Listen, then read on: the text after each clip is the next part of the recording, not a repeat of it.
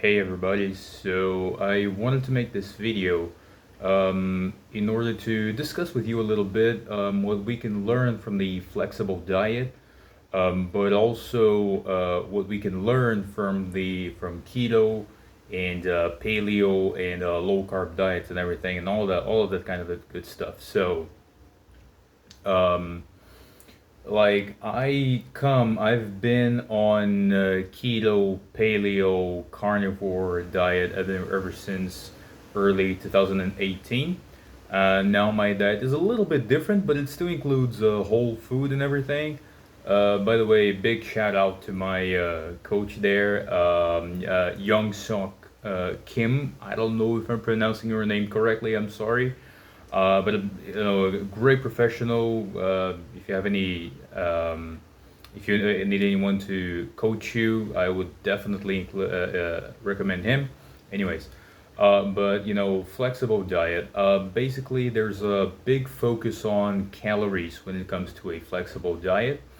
It's a diet that I think it's really good if you have that sort of self-control over sugar and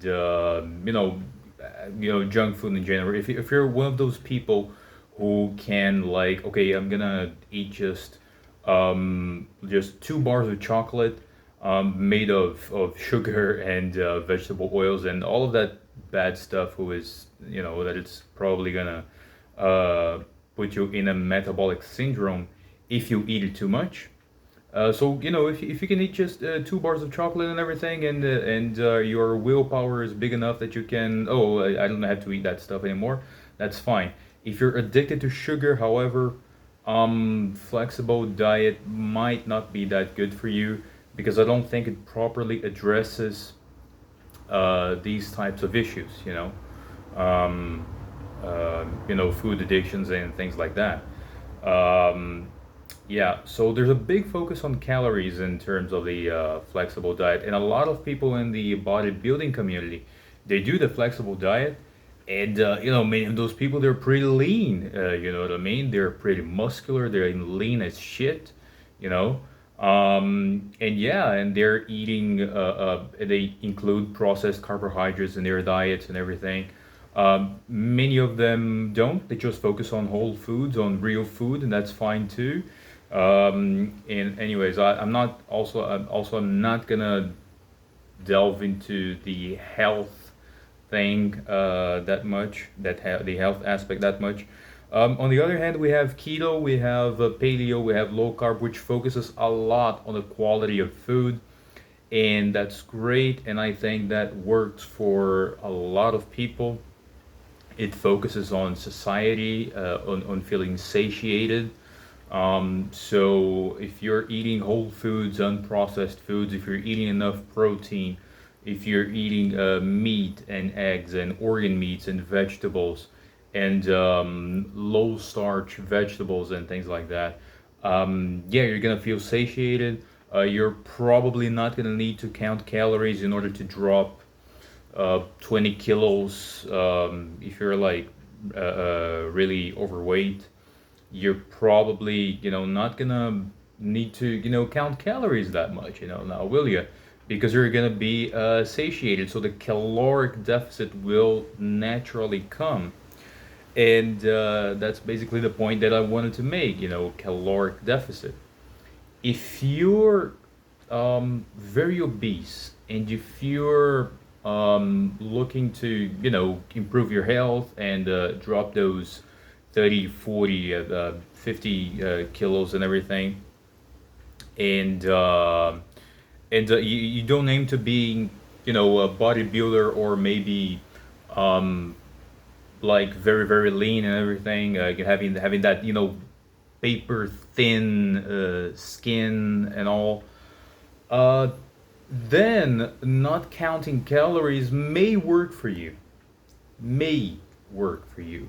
You know, so that's what we who come from the keto, low carb, background have to be aware of when we're trying to, when I mean we're already in a good, body composition, but we wanna get leaner, we wanna get those abs, and we wanna get like very thin skin. We want our veins to appear, and everything. I mean, just check out, a bodybuilders, natural bodybuilders. Again, shout out to my coach, Young Sok Kim, out there, who is a great natural bodybuilder, steroid-free bodybuilder. Yeah, do check him out. What it takes to be that lean, and moreover to maintain um, a lot of muscle. It is a caloric deficit. You know what I mean? So, like, I see a lot of people in the keto community, in the carnivore, low carb community, they doing all of those fantastic, delicious, low carb, recipes involving xylitol and erythritol, and lots of butter, lots of coconut oil, you know what I mean? Lots of avocado oil, and all of that added fat, it's not gonna help you um, lose enough fat for you to get very, very lean. You know what I mean? When you wanna drop fat, what you gotta do, as far as I know, is you have to increase your protein intake. At least, that's what I try to do when I try to cut, when I try to do a cutting, when I try to lose fat. You increase the amount of proteins that you ingest, and you lower the amount of calories that you ingest. So as an example, let me guess. I get some olive oil here, and in my bottle of olive oil, it says that 13 milliliters. That's one scoop. No, not really a scoop. That's one. No, well, 13 milliliters of olive oil is 108 calories. You know, that's a very low. That's a very low amount of fat, and a lot of energy. I don't know if you how well you guys can see it here. I think you can see it very well. No, you can see it very well. But anyways, just check out. How many calories butter has. How many calories lard has. How many calories coconut oil has. So this whole thing about not counting calories. It may work to a certain degree, but when you want to really, really get really lean, it starts not to work anymore. You have to count calories, but on the other hand, you need to. Well, I think, yeah. Well, I think that it's a good idea for you to check out the quality of food that you're ingesting as well, because like try to go into a cutting process. Um, you know, trying to lose fat, and not eat enough protein, not eat enough meat, not eat enough eggs, not eat enough organ meats, and if you're going for fuel, instead of focusing on complex carbs such as sweet potato, for example, or such as avocado. Avocado has good quality carbs as well as fats, and unprocessed foods and everything, and focusing on that highly processed grains, and bread, and pasta and things like that. When they're trying to do a cutting process, that's not going to give society. That's not gonna. You're not going to feel satiated at all. It's going to make it's going to make it really, really hard. So that's why I feel that we can learn. We that come from a more of a keto, low carb, paleo background can learn from the flexible diet community. And what the people from the flexible diet community can perhaps learn from the keto and low carb people.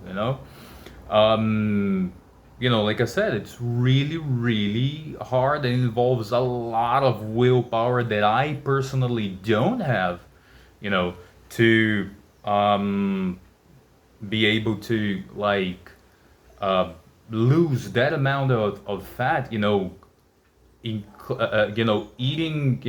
processed food, because, okay, 100 calories of bread and 100 calories of meat. Okay, they're 100 calories, it's 100 calories of bread and 100 calories of meat, but how is that going to be processed in your body? You know? How is like are these 100 calories of bread gonna make you feel satiated, or are they gonna spike your insulin? You know, um, and yeah, so that's it. And on the other hand, wanting to lose weight, eating that amount of fat that many people in the keto low carb community want to do, that may work if you're very obese, and you want to drop maybe 20, 30 kilos, but after that, you got to remove some of that fat and you got to increase your protein intake, eat more leaner cuts of meat and things like that. So yeah, that's basically what I wanted to say. I hope you folks have a great week. And yeah, that's it. Stay safe. And yeah, cheers.